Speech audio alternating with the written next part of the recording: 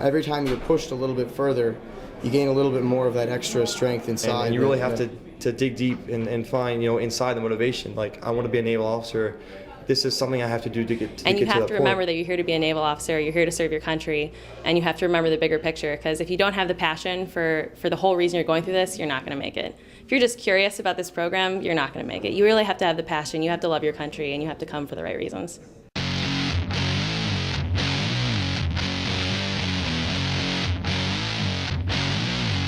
While being a Navy officer is one of the most rewarding careers in or out of the military, it is not simply a job or 9-to-5 occupation. Being a Navy officer is a lifestyle. For those willing to make the commitment, you will find that Officer Candidate School, or OCS, includes 12 weeks of the most intense and rigorous of the Navy's officer training programs. It all begins at Naval Station Newport, Rhode Island. On the day we arrived at OCS, I remember being completely scared out of my mind. I do remember that when we arrived, you come into that first building and you're doing all this paperwork, and I later found out that this was strategy, but right when you come in, they're actually kind of nice to you. They treat you like a human being, and you're like, oh, this isn't going to be too bad. Callahan Hall, when we got there, they took height and weight. It was very relaxed, very mellow. And I said, okay, this not too bad. This not too bad from what I've been hearing. So I said, okay, I could do this. Little did I know that was the quiet before the storm. Well, it was just mayhem, and you were told to do all these instructions. You're here, tie your shoes, tuck your pants in your socks, tuck your shirt in, and you're trying to do all these things at once, and you use mayhem. As you proceed up to the poopy suit room, you are instructed to give 3 slaps on the door and give a verbal greeting as you enter the room. Of course, everyone messes this up, and as soon as you mess that simple instruction up, there is more mayhem. And it really settles after the check-in process is over and after your family's left and you're sitting in the B-way and you realize, wow, I have 12 weeks of this. It can be a bit daunting. Training at OCS encompasses 3 phases: the indoctrination phase, the academics phase, and the applied leadership phase. The first through 4th week of training comprise the indoctrination phase. Students are referred to as indoctrination candidates during this initial phase of training. The main focus of training during weeks 1 through 4 are militarization, military drill and the manual of arms, and the one aspect that never changes throughout the 12 weeks, physical training. The indoctrination phase of training is the most critical phase. Students who choose to drop out of training typically do so during this phase. By far the biggest reason that candidate officers give for dropping out of their program is that they lack the commitment, or the desire, or the motivation to become a naval officer. You should have this resolved in your own mind before you arrive. OCS is demanding, it's intense, it's stressful, it's meant to be stressful. One of the reasons is to test the commitment of each and every student. The first week of OCS is particularly challenging. It is designed to be challenging. It is meant to cause every candidate to question why they are here, to ensure that they have the necessary level of commitment. During the first few days, new arrivals are instructed and mentored by candidate officers. Candidate officers are in their 9th through 12th week of training. The candidate officers are in the leadership phase of training, and one of their jobs is to prepare the new students for the training they are about to receive. They welcome, check in, and move the new students through the day of arrival activities. And then we take them down to get their haircuts and their sea bags full of items that they will need throughout the course of this program. And it's pretty shocking for some of the females because a lot of them have long hair. I had 13 inches more than what I have now. And so you have to get it cut to your, right to your chin. And if you're not mentally prepared for it, it's quite a shock. And for a female, barbershop's no good. Females go to salons, so when they take you into a barbershop and ask you to pay $12 for a haircut, I'm like, I'm used to paying $40, what's this about? So you hand them your $12 and they chop all your hair off. The new students have not yet met their OCS staff class team that will be responsible for their training, but this is about to change. and soon. My hatchmate and I woke up probably an hour earlier than he came in, just to try to be as best prepared as possible. We didn't really know the time because we didn't have watches or alarm clocks at that time, so we just kind of ballparked it. While students are without any means of telling time, there is no problem with anyone being late for training evolutions. The Navy has a time-proven method that provides personalized wake-up calls for everyone. The first 3 weeks, it includes the day that you meet your drill instructor, which is called Wake Up Wednesday. Wake Up Wednesday, he busts into your P-way, which is your hallway, at an ungodly hour. And he starts banging on the doors, telling everyone to get out online. You get out, he puts you on your face, makes you do push-ups, he's yelling at you. And that's basically, hi, I'm your drill instructor, nice to meet you. Training is conducted by a team consisting of a class officer, normally a Navy lieutenant who has completed one tour of duty in the operational forces, a recruit division chief petty officer, known as an RDC, and a Marine Corps drill instructor, or DI. They are the best the Navy and Marine Corps have to offer. They are highly motivated and dedicated to developing officer candidates into the best Navy officers possible. Class drill instructors play a major part in the success in coming through officer candidate school. They are with you from day one until the day you graduate. They keep you disciplined, they keep you on time, they keep you very focused and locked on the reasons why you are here. Class drill instructor has always said, I will not give up on you even when you give up on yourself. And so that is really the motto here. Not only is the class training team highly motivated, but they are experts at motivating students as well.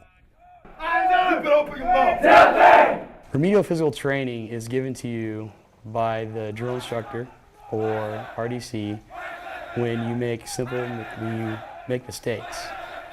So basically, they usually only last for about 10 minutes, but over a period of the day, you can be given several RPTs, and altogether, if you're RPT'd a lot through the day, you can be pretty sore. Also in the first 3 weeks, you have Outpost, which is one of the biggest evolutions that they do. You pack your sea bag with up to 50 pounds of gear, and they make you carry it in front of you, and you're not allowed to lock your hands. You have to bear hug it. It's really painful, and it's really hard. But I will say that at the end of Outpost, you really do feel a huge relief, and you do feel a lot of pride in yourself for finishing that. It's a really difficult evolution. As training continues, students begin to concentrate on room, locker, and personnel, or RLP, inspection. This evolution occurs on the 4th week of training and is the culmination of the indoctrination phase of training. RLP entails the RDCs and DIs inspecting students as they've never been inspected before. Attention to detail is a phrase students hear on a daily basis. At RLP, the phrase attention to detail is clearly understood. That 4th week RLP inspection, room, locker, and personnel, was really a challenge for me coming into the Navy. I prepared myself physically, I prepared myself mentally, but I didn't prepare myself for that kind of inspection with where you got to prepare all those items to a high level of detail. You got to have your belt buckle just so, have your rack made just so, have your shirts folded just so. Room, locker, and personnel inspection, RLP, is the first major evolution where candidates actually begin to fail and roll out of your class. I myself failed the first evolution of RLP. The inspection itself, the whole morning, because when you're not being inspected and everyone else is, you're at parade rest and you're hearing what's going on, so pretty much the most intense 2 hours of my life. And that's what they're looking for in a naval officer, is someone who can perform under that pressure in the fleet, when their sailors are depending on them to perform, when they have the controls of a multi-million-dollar warship or a multi-million-dollar airplane. They have to be able to perform and maintain their bearing and composure during those times. I knew it was coming, but reading about it on the internet and, reading blogs and watching YouTube videos doesn't actually prepare you for when you get inside and you actually have those people screaming in your face. It is important that candidates learn here what stress feels like, how their minds and bodies react to it, and how they can cope and overcome it. The purpose of the inspection is to teach candidates the importance of paying attention to details and following instructions. If they think the instructions for the RLP are detailed and meticulous, Wait until they see the procedures they have to follow to launch Tomahawk missiles and operate other complex weapon systems out in the fleet. From what I've learned from this isn't a game, really. A lot of the stuff you do here is important. Some of the stuff you may think it is a game, but it will be utilized in the fleet and for the stuff you do here to succeed at OCS. The second phase of training occurs from weeks 5 through 9. This is the academics phase. Instead of indoctrination candidates, students are now referred to as officer candidates. And then after RLP, which is the first room inspection, you start classes, you start academics, the stressors change. Then it gets harder mentally and you have to manage your time. They give you, I wouldn't call it free time because it's mandatory study hours, and believe me, you do need every hour that you can study. But the stressors definitely do change. It's a transition point during the program because before that we've gone through military indoctrination, a lot of physical training, a lot of drilling, a lot of discipline. And at that point, we're starting to have a little bit more responsibility. We have to get to class on our own. As the name implies, the emphasis in this phase is on academic curricula. Although training and military drill continues, students spend most of the day in the classroom. The curriculum includes courses on naval operations and seamanship, sea power and naval history, navigation, engineering, weapons, and leadership. While the second phase may not seem quite as hectic as the indoctrination phase, officer candidates are still held accountable.